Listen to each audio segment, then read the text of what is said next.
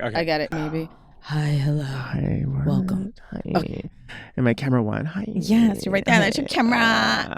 Welcome. Hi, I'm Virgie Rodriguez, and this is A Race of Your Own, where we talk about how inspiration leads to resilience. And today's guest, who I love, has worked with tons of artists under the sun. I mean, he's a dancer, he's a choreographer, he's a everything. He's worked with artists like Prince, Ricky Martin, Janet Jackson, George Michael, David Bowie, Celine Dion, Lady Gaga, Britney Spears, Cher, Tony Bennett, will.i.am, Jane's Addiction. He's worked on a variety of TV shows and films, like one of my favorite films of all time, Newsies, directed by one of my favorite people in the world, Kenny Ortega. TV shows like Melrose Place, movies like Sister Act 2, Back in the Habit, Showgirls, The Birdcage, Across the Universe, Charlie's Angels, TV show Friends, Austin Powers and Goldmember, 13 Going on 30, Rent, Scrubs, and Dancing with the Stars. And we even got to work together on a show called Motown Live many moons ago. Mr. Kevin Stea, welcome. Hello. Thank you. Thanks for being here, Kevin. I'm excited. I love what this is about. Yes, yes. And I love having you here. And I know, you have so much going on, and there's always so many things that you're working on, so many things that you're doing. You're just like this fabulous person, and you always have this really upbeat personality. Thank you. And demeanor. Thank you. And you're always all about uplifting. I find my work is my joy, and my work family is my family. So what's not to be uplifting about? Yeah. I'm so happy around the people that I work with and the jobs that I get to do, and yeah. Yeah.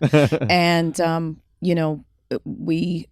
me, I know, as a dancer and growing up watching popular culture stuff, you were one of those dancers that I was just like, oh my gosh, he's so cool. Like, he's just so cool. And he's just so hot. Meanwhile, I'm the biggest nerd in history, like backpack carrying Dungeons and Dragons nerd with comic books. And Dungeons and Dragons has been such a freaking topic for me this last few weeks. There was another guest. We talked about Dungeons and Dragons, and then there's some like coworkers I was talking to.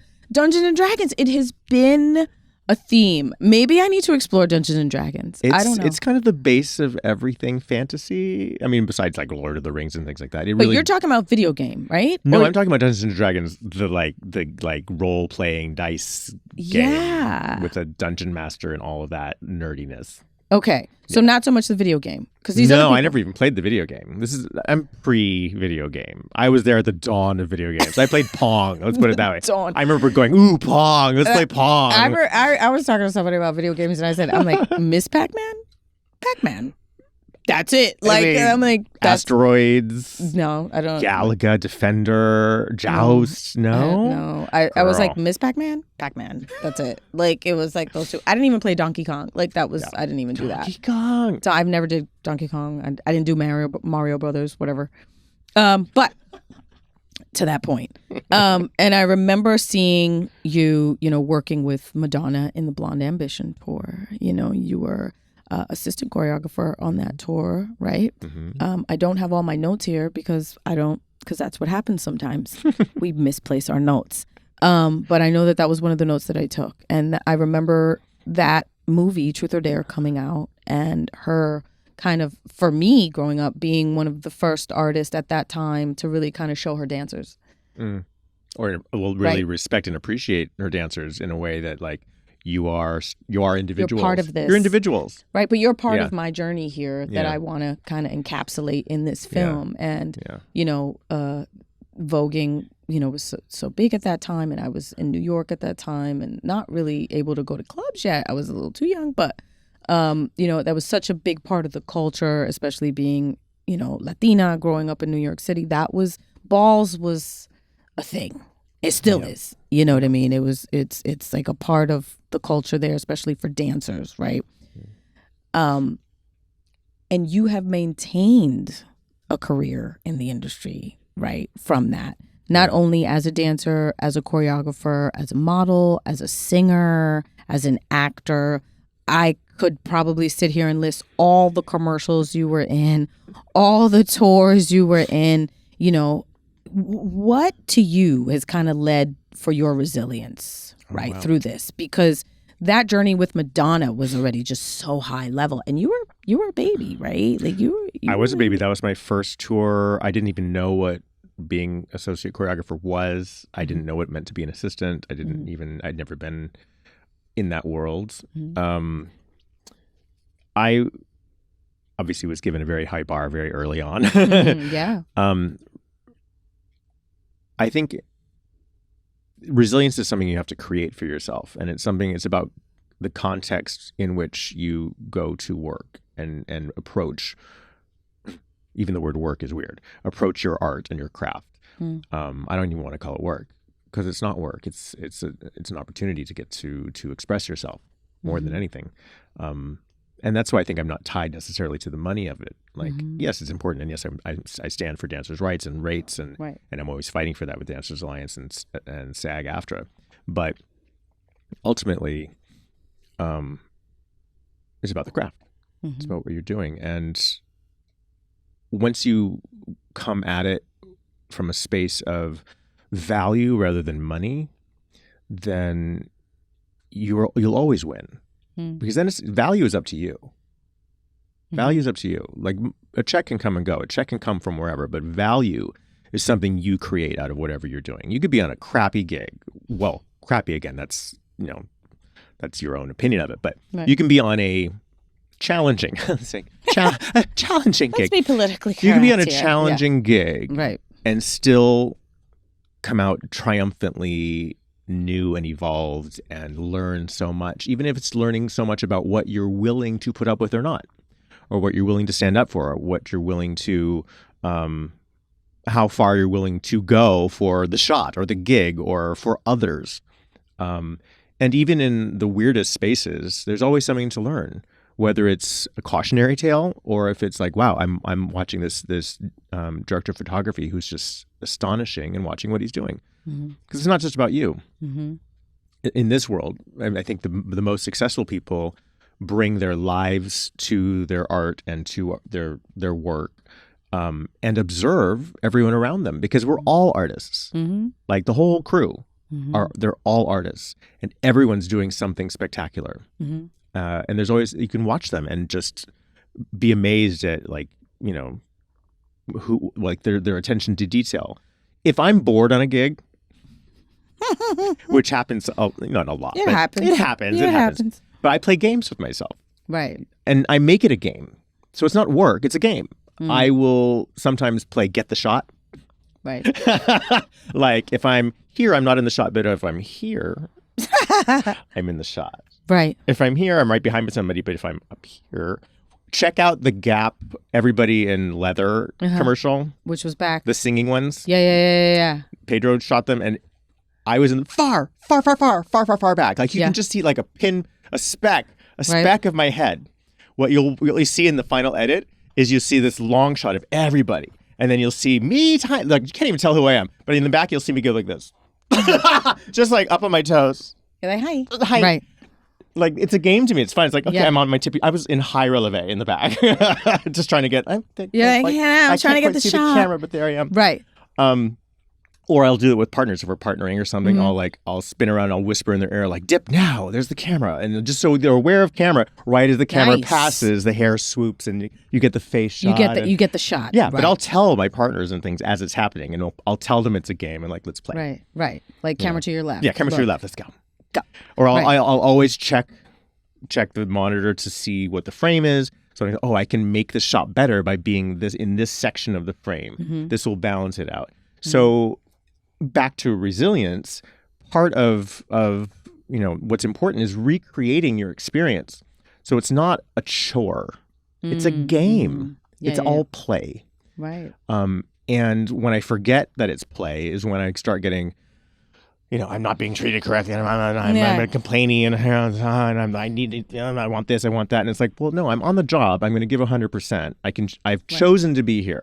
The circumstances are the circumstances, and I can still be a stand for teamwork and stand up for our rights in the context of teamwork for everybody. So rather than complaining, I will bring up situations in a more constructive way that, hey, for all of us to work together well, we should do A, B, C, D, E. Yeah. Or this might be more empowering for us.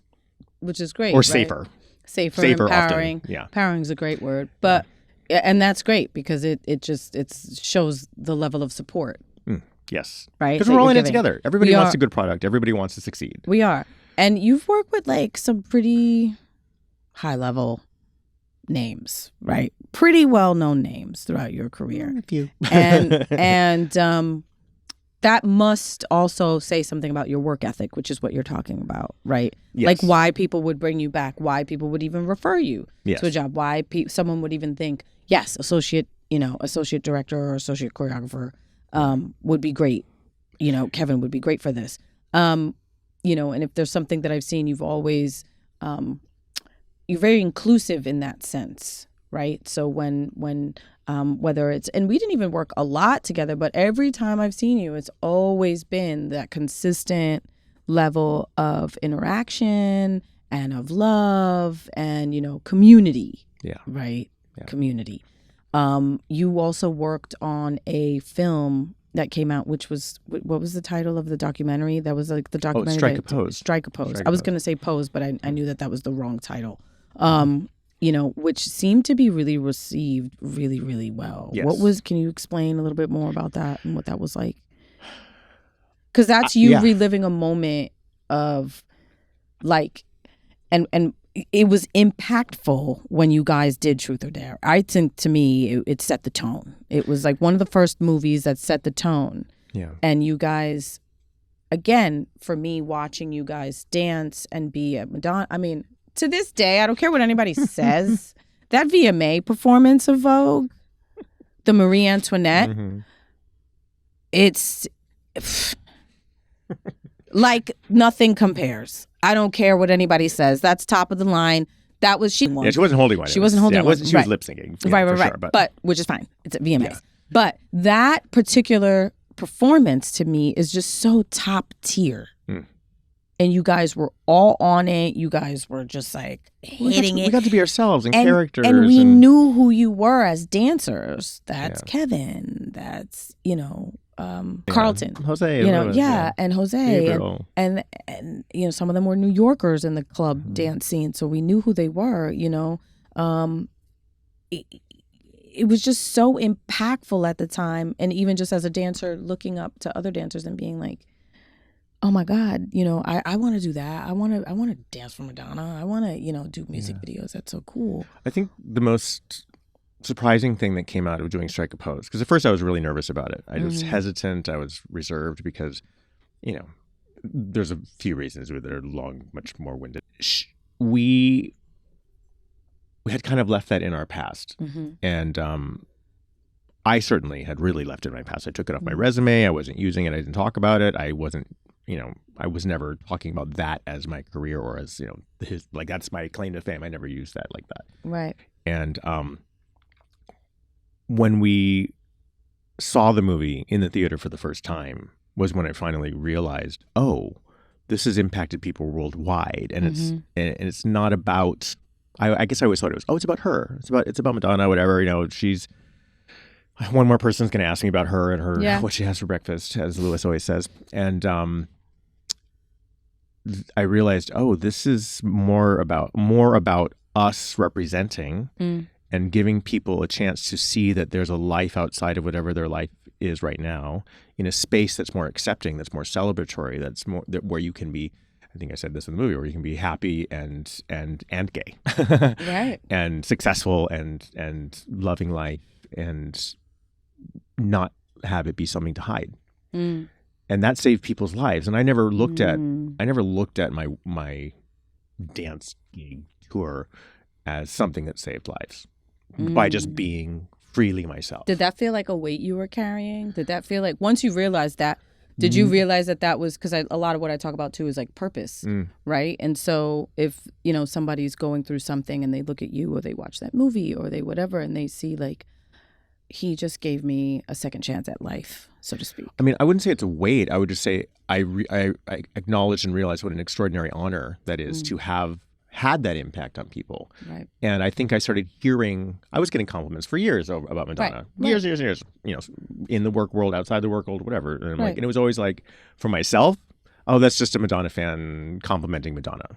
Okay. And for the first time, I was like, oh, I have to recontextualize every single comment I've ever gotten over my whole career and life of people coming up to me and saying that I made a difference for them. I loved you in that, blah, blah, blah. And you changed my life. And like, I always just dismissed it like, oh, Madonna changed your life. Well, yes, she did. She did. But I had to really kind of go, oh, those were aimed at me. It's almost like you gave away your power in that sense. Because you were like, oh, it's about, and again, that maybe that's like a dancer thing because we're so used to working with artists and we're always like behind the artist, right? That when it was like, it's about you stepping into your own purpose, your own power, that was a different feeling. I got to adjust my listening. Yeah. And I realized how powerful it is to affect your own listening. Like we are in charge of our listening, of how people come to us, what we hear. What we hear is, again, that's another space to be resilient in. How we hear is our reality. And usually it has nothing to do with us, nothing at all. And I take that into my world of auditions and critiques and criticisms. There's no real such thing. I mean, there's guidance and there's notes and missed opportunities is what I call them. It's not criticism. Criticism seems like it has a negative thing. But I've had to adjust my listening to take everything as an opportunity. I don't always succeed, but that's the map. That's the roadmap. Like even when I'm upset about something, I can flip back later and go, okay, what's the lesson here? Like even being down to class. When I'm frustrated in class, I don't want to be here. I don't want to be here. Well, who I am in class is who I am in life. I don't necessarily want to be in that space, but I know that there's something on the other side of value.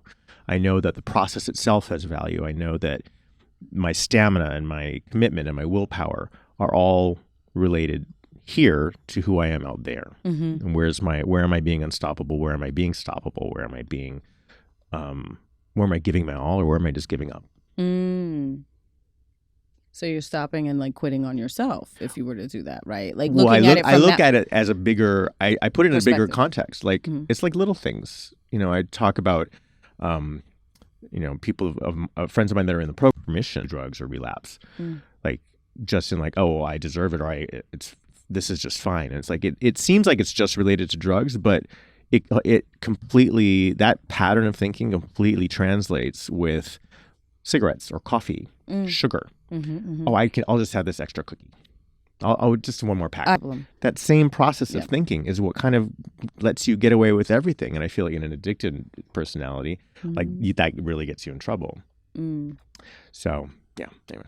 Yeah, no. I get that. And I just, sometimes we're like put in these situations. That's such a blessing, to work with top tier artists and these, front facing people, and sometimes realizing what our purpose in that is also just as impactful, right? Having our voices heard. Well, voices, that's such a specific thing too. That's wonderful. I mean, this is wonderful. Right. Dancers don't get to speak very often. We don't talk a lot. We don't talk a lot, but we do have a lot to say. And we are thinking a lot. We're not just bodies. And people dismiss us very easily as just, oh, this hoe over there, this thoughty over there. Right. And I was talking about this with another guest, which was basically, the state of the industry where we're at, where we're in, right?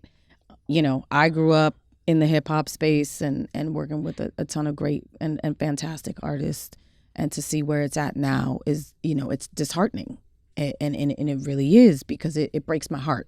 Yeah. It really does. And it shouldn't be that way.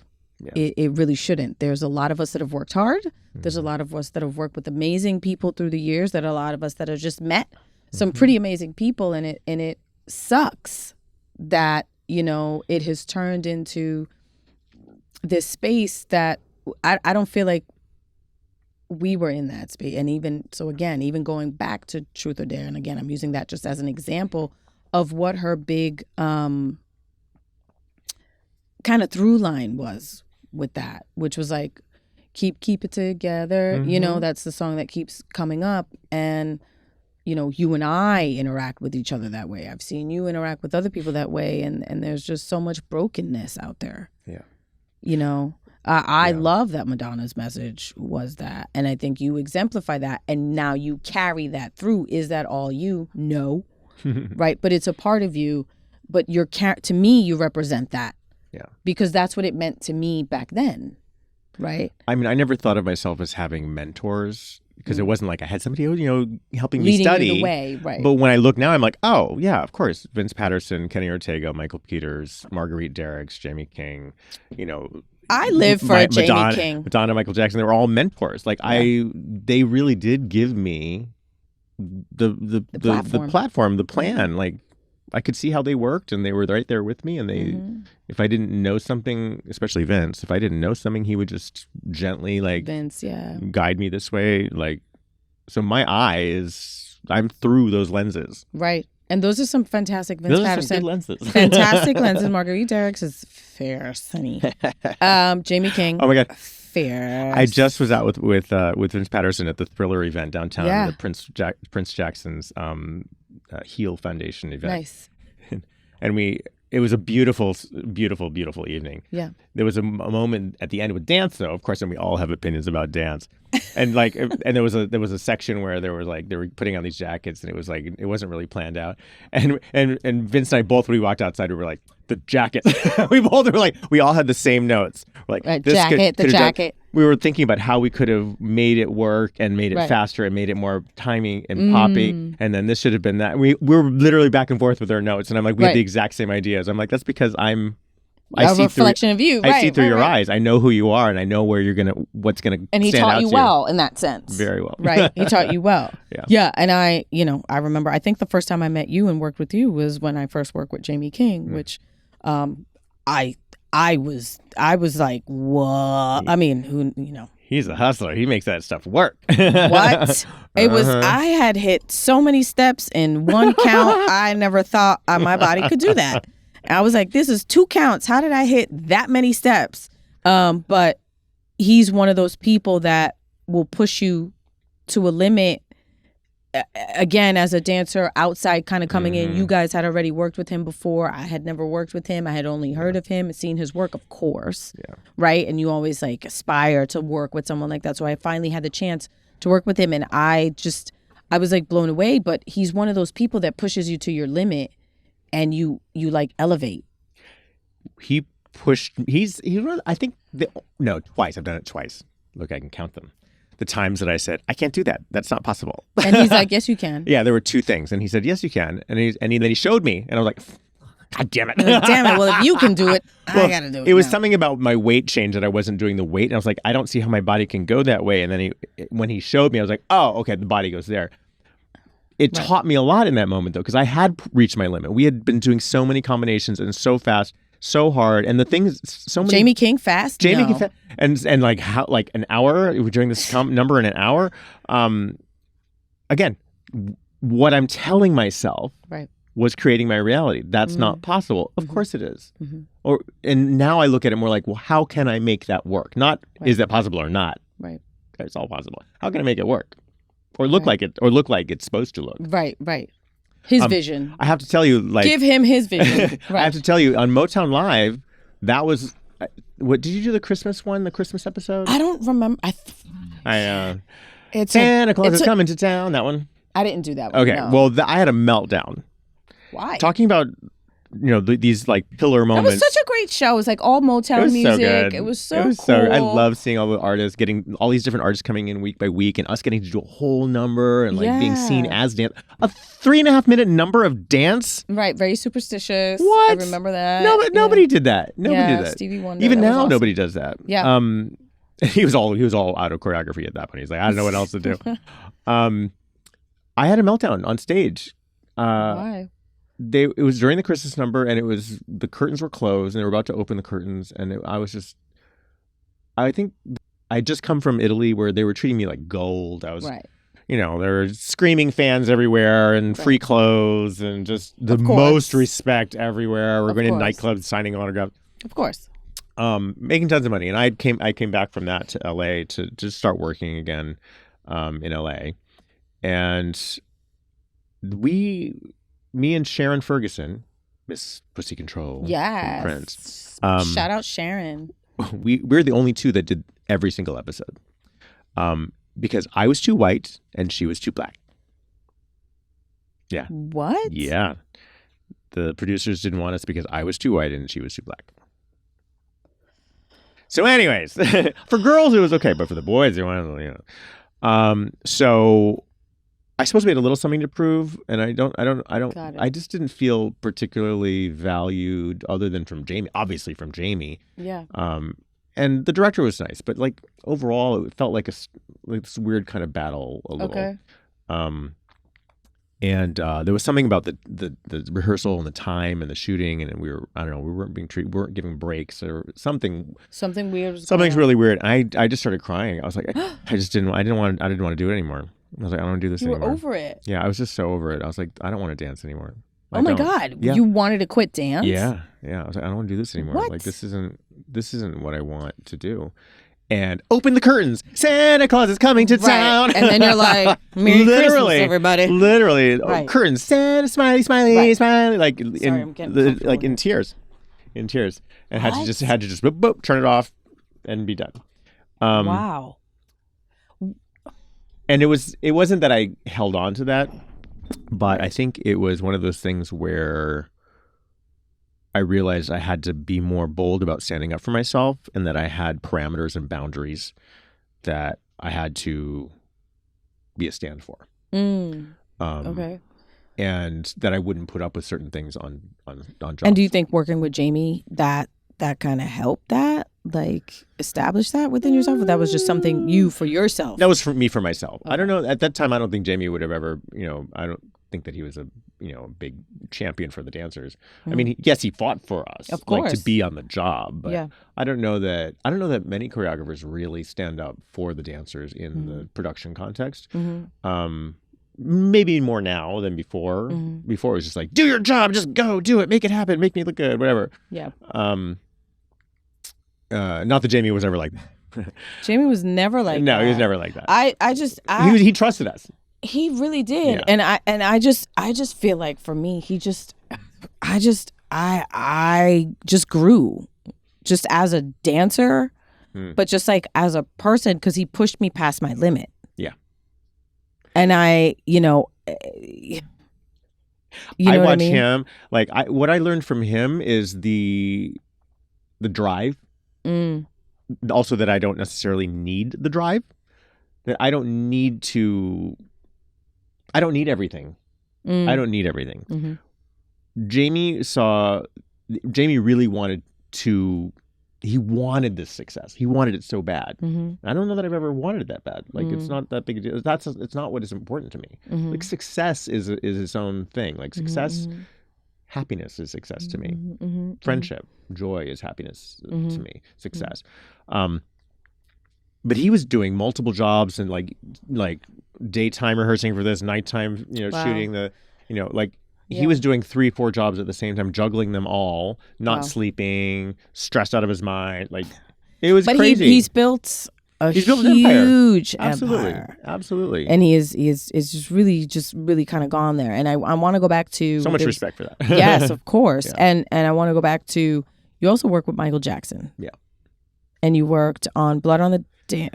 Black or White, Blood on the Dance Floor. Black or White was the one. Blood on the Dance Floor. I did the MTV 10th anniversary special with him. Yeah.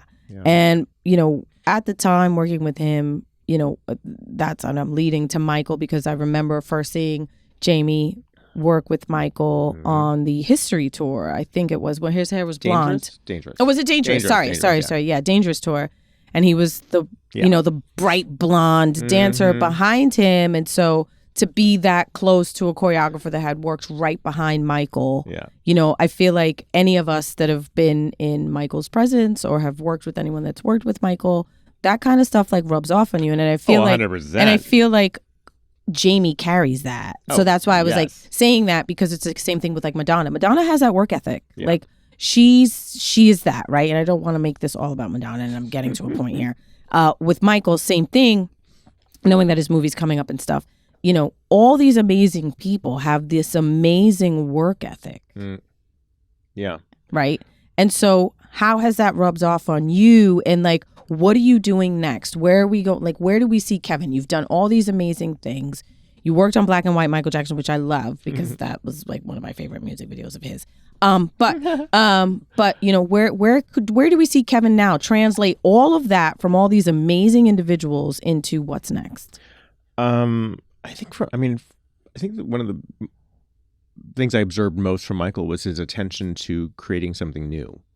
Like he had no limits on budget or what. No limits at all. He was so focused on, I want to do something that's never been done before. That's beautiful. What a beautiful space to be in. I mean, I don't know that I'm in that. I don't know if I'm in that space. I don't quite have that budget. But I think between him and Prince both, there was this idea that it's all possible. Prince was like that. Yeah. Like Prince was definitely like that. It was showing that like music is music and you can mix genres, change things, put things together that have never been done before. And I see that with Prince and his music, which is like the freedom to be pop, then rock and R&B and a jam and like be funk all and those soul, things, funk all and those soul, things. It's you, and it's still you, and it's okay, and it's permitted, and it's your artistry, and it's the same with Michael, where he's wanted to do new imagery, new films, and new technology. He was constantly creating. Always. He was like constantly creating, and it was always innovative. It was always you never could really pinpoint where it came from. Yeah. Until I saw the Bob Fosse movie, which was like, it the serpent dance? Yeah. And I was like, that's where he got it from. Is, yeah. But he still made that whole vibe. Was it the Little Prince? It was the film The Little Prince, right? Yeah. And so it was the snake dance. Was it Ben Vereen or something? No, it wasn't Ben Vereen. It was I forgot the name of the dancer. I forgot the name of that dancer, right? but it was a famous male dancer, and he did. Is it the serpent dance or the snake dance? Yeah, it was like something like that. I think it was like a serpent because he was hissing the whole time, and you could see the influence Michael took from that. Yeah, but he still the hat, the socks with the high water pants, and the loafers. But he still made it. He made it so cool. It was it was new. A renewed reference. It was a renewed reference, and some would say maybe reimagined. Yeah. But like I would say, no, he made it his own. Oh, absolutely. He didn't he literally made, and you could tell that he was in the studio kicking ass. It's like doing the chicken dance, but make it pop locking, right? Right? It's going to be something different. It's going to be referencing chicken dance, but it's going to be pop locking, you know. and then you could tell that he sat in the studio and refined that. Oh, yeah. Until it became Michael Jackson's. Yeah. You know? Yeah. And so with working with people with that level of tenacity, you know, with everything that you're doing, because you do 800 million things, from everything that you've learned in a nutshell, you know, that you've learned from Michael, Prince, and Madonna. No. But you know, these are people, and I bring them up because these are people that are like, at the top of their game, whether you know, and we're at the top of the game, you know, R.I.P. Prince, R.I.P. Michael, but still, like, innovators at the helm, right, so to speak. So, and I've seen you in your career do that too with your music, and now you're moving it in your creative direction, and you're moving into stuff. I know you have some stuff coming up. What is that? I do. What is that? A couple things. I'm actually hosting the Choreography Awards this year. Oh. Yeah. That's coming up soon. It's coming up November 21st. Oh, cute. Before that, though, I'm doing a charity event up in San Francisco at the Foundry. At the Foundry SF on when is Instagram. That is November 8th, 9th, and 10th. Cute. Yeah. Okay. Cute. It's called Circus Freaks. I think you can get tickets at circusfreakshow.com. They're on Eventbrite as well. It's a really fun charity event benefiting Muttville Senior Dog Rescue. Aww. Very close to my heart. We love senior dogs. We love senior dogs. And it's a night of fun and fabulousness and tons of crazy circus people and us dancers and some old school dancers and some surprises. Nice. Yeah. Nice. Yeah. And then you seem to always be involved in something. Because I know you have something else coming up in February. Is that couple right? things. Yeah, I'm Can not you sure. talk about them yet? I don't know if I can talk about it yet. Oh, yeah. oh, okay. Yeah, we're getting close. She's being secretive. We're getting close, but it's a She's fun being show. secretive. It's a super fun show. She's and being secretive. we'll be touring in That's February. okay. That's we'll be touring fine. in February for a little bit. Yeah. Well, will you come back and talk to us about it? I will. Okay. I'm going to be dancing my ass off. Please. There's a couple new things in that I've never done that I'm like, oh, let me jump on this. It's going to be intriguing and interesting. Okay, yeah. I'm excited. I'm excited. And is there anything like you want to share in reference to where do you see yourself in 10 years? 20 years? Happy. 30 years? Happy. I mean, really, that's the bottom line, is happy. Like, I think if you were talking about nutshells of what I've learned from seeing all of these amazing maestros, et cetera, is that be careful what you wish for. Be specific. If you're going to manifest. If you're going to manifest, be specific. Right. And that all of that stuff has a cost. There's a really big cost. There really is. Yeah, you have to be ready for it. And if you're not ready for it, don't go for it. Like, be really truthfully honest with yourself what you're willing to give up. Your privacy, your life, your time, your sanity, the trolling, the hatred, the vitriol that comes your way. I'm not built like that. My skin is not thick enough to handle all of that. And even back in No. Are you kidding? I'm really sensitive. I'm sensitive and shy. Oh, I know Libra. I don't sound. She's a Libra. I don't sound sensitive and shy, especially not around friends. But like, I'm very shy out in the world. Like, you put me in a club by myself, I'm gonna go home immediately. Like, I can't. Really? Yeah. No. It's weird for me. I get a lot of social anxiety. You do? I do. Because we've gone out before. We've seen and it. I've seen the social anxiety. I start getting like. yeah, which is a real thing. Is there anything that you do for that to calm yourself down when you find yourself in those moments? I think of my dog. Well, everyone's a friend that you just haven't met yet. So, ooh, that's a tagline. Yeah, I kind of just lean into that, and I search out an energy that I connect with. Sometimes there just isn't one, and that's when I start getting like more anxious, especially if I don't speak the language or something, or if it's a crowd that's really not that we don't have anything in common at all. I can turn on some charm. I can turn on some, I can fake it till I make it sometimes, and often that is my go-to: fake it till I make it, because everybody's faking it. Everybody's just doing what they can. And sometimes that's all it takes. You fake it, then it's real. Like, I'm trying to stay authentic.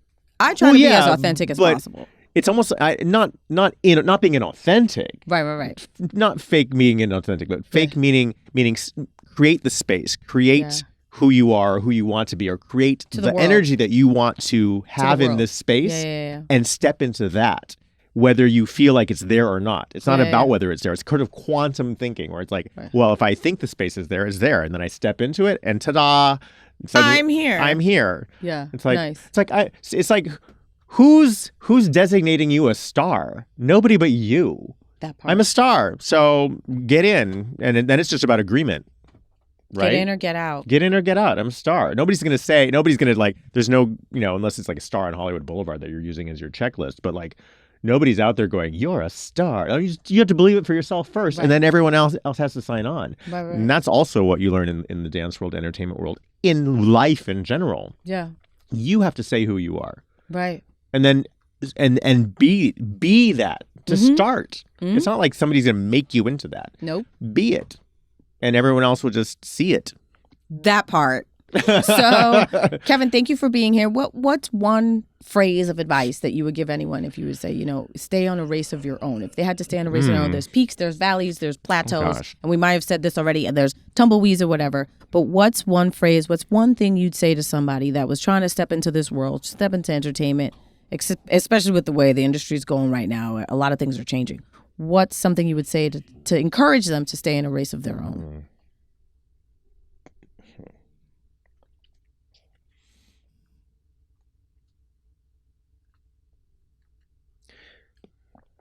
Challenge, hardship.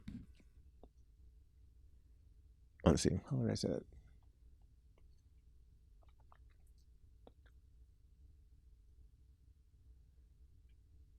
Your biggest challenges and your biggest hardships and sufferings are the keys to your greatest successes. Nice. Don't look at them as things that tear you down. They are the things that make you strong. That's amazing. That's pretty nail on the head. Yeah. For the most part. I mean, when I look at my life, that's what I see. The things that I thought were the most dramatic, upsetting, challenging, distressing things were the things that gave me wisdom, that gave me life, that gave me an appreciation for everything that came after, good or bad. Like, at least I'm still here. At least I still loved. At least I still went for it. At least I still did what I wanted to do. You took the risk. I took the risk. You took the risk. Yeah. And no matter what constraints came up. Yeah. You still pressed on. And that's perspective. That's how you listen. Mm-hmm. It's yeah, this is what's going to make me who I am. That's beautiful. Thank you for that. Yeah. Really, thank you for that. Thank you. I'm just proud to have you in my life and excited to always to have you in my life and see you. Thank you for taking some time for being here. Where can people find you? On Instagram at Kevin Stea. That's STEA. On Threads and TikTok and You're everywhere. And the 8 app. We are 8 app and and There's too many Facebook and X. It's all just my name. It's all just Kevin Stea. All of it. Yeah. Awesome. Thank you so much, Kevin. And I'm Virgie Rodriguez here for Erase of Your Own. Please tune in every Thursday at 9 a.m. Pacific time. Subscribe, leave comments, tell us what you thought about this. Let us know. And we'll see you soon. Bye. Bye. Bye. Bye.